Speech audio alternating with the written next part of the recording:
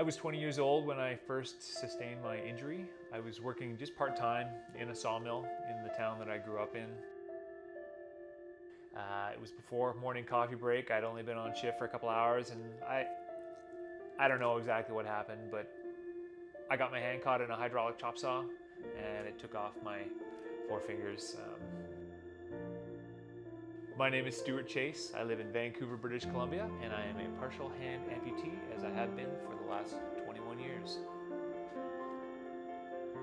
Good boy, come in. I was in school at the time as a college student. I had to drop a couple classes to be able to deal with all the rehab, that being emotional and physical. There was mental rehab to be done there as well. And the next year was just a patchwork of figuring out how I was gonna live my life with all the missing digits.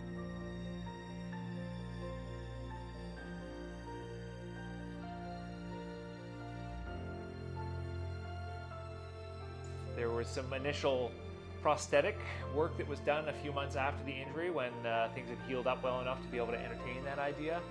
And initially when I went to look at prosthetics, I ended up with a bunch of prosthetics that are just basic curves that help me do specific singular functions, but nothing like what I have today. So the last 20 years has really looked like that. I've had a lot of different prosthetics that do singular things, but and ultimately, you adapt. You appreciate that maybe nothing's gonna get better than this, and so brains work in amazing ways, and you adapt to the circumstances you're given. And I did that.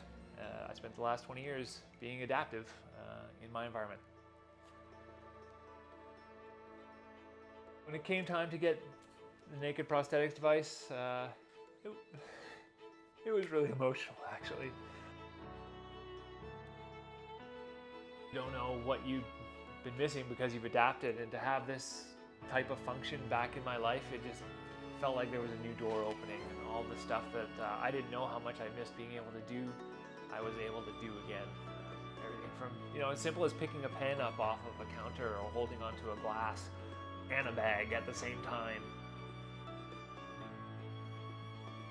There's no shortage to the day-to-day activities that I could tell you about that this prosthetic has allowed me to do.